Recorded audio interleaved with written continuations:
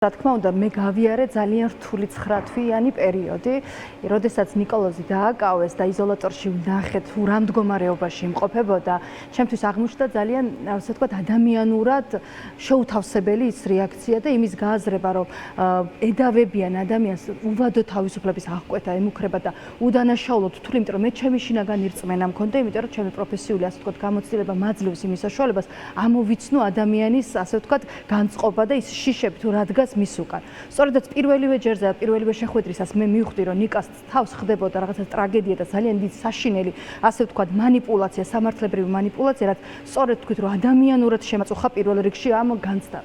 შემდგომ უკვე არაერთი დაბრკოლება, არაერთი, ასე ვთქვათ, წინააღმდეგობა მივიღეთ, თუნდაც სასამართლოსგან, როდესაც მე მიმართავდი განჩინებებით მტკიცებულებების მოპოვების თაობაზე და რაც თავარია ოქროს მოწმე არ მოგაყვანინეს, არ დაგაკითხინეს, როგორც მახსოვს. დიახ, ეს იყო არა მარტო ოქროს მოწმე, ვიდეო კამერები, მოწმის დაკითხვას ვითხოვდი სასამართლოში, რომელიც უშუალოდ უთითებდა თუ ნიკოლოზ კაცია სად დააკავეს და რომ პოლიციელებს ამხელდა სრუჩვენებებში. თუმცა რა თქმა უნდა, მე ამის საშუალება არ მომეცა და ესეც კიდევ ჩემთვის იყო ძალიან მორალურად დამანგრეველი, იმიტომ რომ აი რა იყო ისეთი, ნინო, ამას ბევრი გვისაუბრია სხვათა შორის, მაგრამ აი ეხლა მინდა გკითხოთ, რა იყო ისეთი, რასაც აი არ ელოდით დაუშვათ, თუნდაც ასეთი სასამართლოსგან, როგორიც რეჟიმის პირობებში გვაქვს. აი ამ პერიოდის განმავლობაში ნიკა თუ არ ვწდები, რომ დეკემბერში დააკავეს, 7 დეკემბერს დააკავეს, აი მას შემდეგ თქვენ პირველივე დღიდან ხართ მისი ადვოკატი, აი თქვენს მიმართ თუ იყო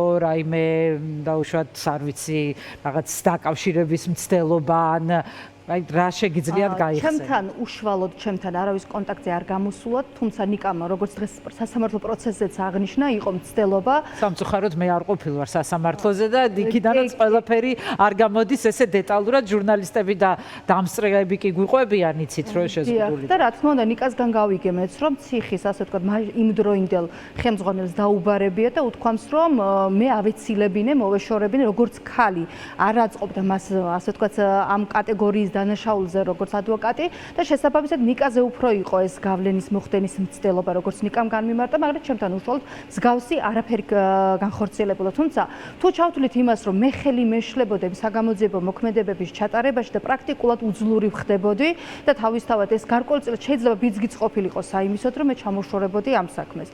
ამასთან ერთად, რა თქმა უნდა, მოლოდინები მე ან როგორც ქალბატონმა მარინამ განაცხადა და მეკითხებოდა ხოლმე და ერთმანეთს გულიარებდით ხოლმე. აი ზუსტად ეგ არის, რომ მოლოდინებს არ ვიქმნიდით, იმიტომ რომ ძალიან რთულია გუშინდელ საქმეზე, სადაც მიმინეშვილი და გოშაძისთან მიმართებაში გადაწყვეტილება გამოვიდა იმგვარი დღევანდელზე, იმიტომ რომ ჩვენ პრეცედენტული სამართლის სფეროში არ ვიმყოფებით და თავისთავად ის რომ ახობაძე გამართლა და ავტომატურად არ ვთვლიდი, რომ ნიკოლოზ კაცი უნდა გამართლებულიყო, თუმცა მით უმეტეს როცა გვაქვს შუალედურად ჩეჩინის განაჩენი, რომელიც და მას მიუსაჯეს და დატოვეს ციხეში. კი ბატონო, თუმცა საერთო ჯამში მტკიცებულებები რა საშუალებასაც იძლეოდა, ჩემთი მოლოდინი, როგორც ასეთი სამართლებრივი მოლოდინი იყო, რომ ნიკოლოზ კაცია უნდა გამართლებულიყო.